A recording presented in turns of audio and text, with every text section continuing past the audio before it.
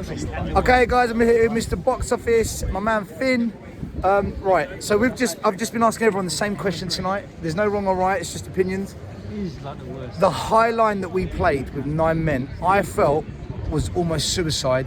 And if it wasn't for Chelsea being so dreadful in front of goal and Vicario not having a heroic performance, it could have been 7 or 8. Talk to me. What's your thinking about that high line? I think, for me, right, I'm not fussed because he told us that he's going to do this. He told us. But with 9 men, Alex? I think he still would have done it because he wouldn't know how to play defensive. He's already said it already. I get what your point is, and I think no one's wrong on this one, right? Against Luton with 10 men, we didn't do this. And we were 1-0 up and we defended well. We got away with it a little bit, yeah, but we did it in that game. I agree because I've said it already as well. But I think for me, I got a lot out of this game today, right? The 2 goals, yes, okay. Those gloss over it a little bit badly for us, yeah? But towards the end of that game, I was not worried about Chelsea. I thought Chelsea were absolute rubbish. Yeah, I agree. I wasn't impressed. I thought they were rubbish. Yeah, I agree. You know me. Yeah. You know me, yeah? I thought Modric only turned up because they scored the 2 goals. After the 2 goals, before the 2 goals, I didn't see him. I thought he was absolute rubbish. I thought he should have got sent off. Yeah? And yeah, we can talk about the first half, yes. But on the whole question, what you said right now, I don't think he's never going to change. That's the thing. He wanted to try and win the game still. I get that. And that's it. But I get why you're saying. But at 1-1, we were playing that high line at 1-1. Yeah, I get where you're coming from there, because the thing is, I do see it, but I think he doesn't know how to play defensive, and he said it already. You get what I'm saying? So, Finn, yeah, go on. Finn, have your say. My view is right. Look, football's a game of statistics, right? Look, I'm from Southend, like my local team, Southend United. You put them in a Man City shirt, they're still lose. It's a game of statistics. It's about players, it's about the team. So we've had 4 managers? We've had Conte, we've had Stellini, we've had Nuno, and we've had Mourinho all play defensive football. You've seen what happens with defensive football, right? Look, you've seen the end result of that. Now, at the end of the day, yeah, but that defensive football was with 11 men, though, wasn't it, Finn? Tonight we had 9. But here's the thing: you have 9 men. Yeah. Statistically, you're probably going to lose. Yeah. So you play defensive football, what's going to statistically happen? You're probably going to lose. If you play statistic football, if it's all about, defend goal difference, fair enough. But you have to take a gamble, maybe, because if we look back, roughly the 85th minute, it could have been 2-2. It genuinely, on a coin flip, we could have walked out here on another day with a point. Liverpool came here, they had 9 men, and they nearly grabbed the point if it wasn't for an own goal. Yeah. Okay, you could say we forced the own goal, but all I'm saying is, if we deployed a different tactic, could we have maybe snuck a 1-1 instead of a 4-1 battering, which is what happened in the end? But Postecoglou doesn't do that though, bro. That's the thing. Is that a flaw then, Alex? Is that a flaw? Well, this is the point we're making, it. But then you can say the same thing about Conte, then, isn't it? Me personally, I don't see. Yeah, but tonight we're talking about Postecoglou. Conte's been sacked. He's gone. We're talking about Postecoglou, but you need to have a reference point. You need to compare his style of football to another manager. Now we need to look at we can talk about the game. Blame this, blame that. What's the solution? The solutions are going forward. Analyse this. Accept Postecoglou does play an attacking style of football. You need to bring in January next summer players who can suit that system. Yeah. End of the day, one of the main problems is. Sorry to interrupt you there.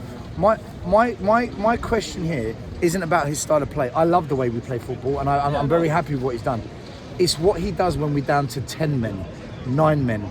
Was that the right thinking? That's what my question is about. I think to answer your question, I don't disagree with you, by the way, Finn. It's just, but when we're down to 9, was that the right move? But that's the thing. It's like you going to a casino and betting on red and it's black, saying, was that the right decision? Well, you don't know. You don't know until you place the bet. You can't see the future. End of the day, we lost all our money tonight. On another day, we go to Stamford Bridge, have the exact same game, we win. You play this style of football, it will net results. Sometimes it net losses. You need to accept that. We can play a boring style of football, hang back. We can play a 5-6 red at the back. Doesn't matter. But you don't really score. You don't have these late winners. Look at the games like these moments we've had under Postecoglou, like the Sheffield game. This would not happen under Mourinho. This would not happen under Stellini. That's a fair point. That's a fair point. Happen. Yeah. But you have to accept we have these dying embers wins. The flip side of that is you have this. But what's the solution? Bring in more players. We focus on January. We need to. Yeah, but if you're down to 9 men, you can't bring on what's on the bench doesn't really matter. Listen, last question before we wrap it up, guys. By the way, most people agree with what you've said. No one's agreeing with me tonight, but it's fine. It's not losing that's an issue, right? We were always going to lose a game at some point. It's now what we show about bouncing back. We've got Wolves, Villa, Man City coming up. We're going to have suspensions, injuries, all sorts. Do we have the manager and the team to bounce back in the games coming up? What did I say in June?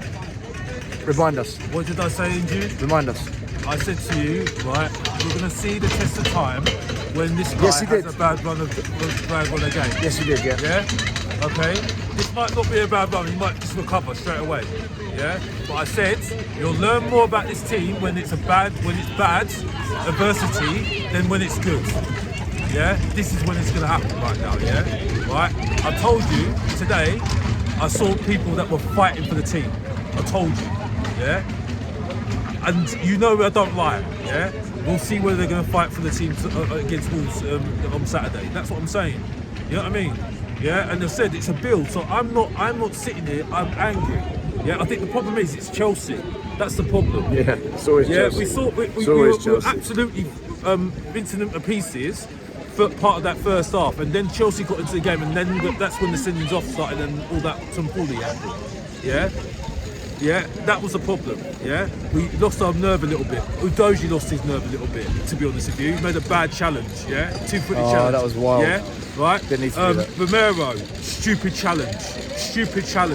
Yeah, I think they got a bit too egotistical because I thought, oh, this is a bit easy, and it wasn't getting a bit easy for them at the beginning of the first half. I thought, yeah, because Chelsea didn't offer us anything. He didn't offer anything. I know Chelsea were rubbish until the sendings off, and that's it. And even when we had 10 men, Finn, you still fit. Let me ask you a question as well. Was the turning point Romero sending off, or that some VAR decision at 1-0? Because if that was 2-0, I think the game's completely different. Did that turn it for us? And if so, is that an excuse? Is that an excuse or not? I would say, you know, to be being frank, I think it went, the turning point I would say more is Udoji sending off. Because I think even with 10 men, we didn't play disastrously. I think we still showed fight, we still showed spirit, we still showed quality on the pitch. It's very easy to go down to 10 men against the biggest rival at home and, you know, give up. It's very easy to down tools. You look at last year, we had the Newcastle game, you know. You see what happened. Yeah, 6-1. Yeah, you're right. We did not give up. Was it 6-0 after 10 minutes or something? 5 minutes? This would not happen under... Do you know what, Finn? I think you've made the best point of the night. Last year at Newcastle, with 11 men, we went down 5-0 in 20 minutes. Tonight, we've seen that is the point. I think that's the best point of the night. But tonight, we didn't see that. It's true. You're right. You have to look at the bigger picture. You have to look at the bigger picture. And what have I been saying the whole June? I said to you, right? Everyone was saying to me, enjoy it. I said, okay, right. I enjoy it when I see something further on. You know what I mean? Yeah. I'm about the long term, not the short term. You get what I'm saying? This is always going to happen. You see what I'm saying? So I don't want to hear fans telling me, oh, we're doing badly. Oh, we got thrashed. I don't give a monkeys, bro. I told you the truth already, bro. You get what I'm saying? Yeah? That's what Mr. Boxerfish done at least and told you the truth, and that's it, bro. Look at that. You see what I'm saying? So I'm fed up with it, bro.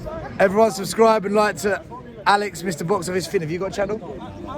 If you see Finn around, come and say hello to him. Go on, you Spurs.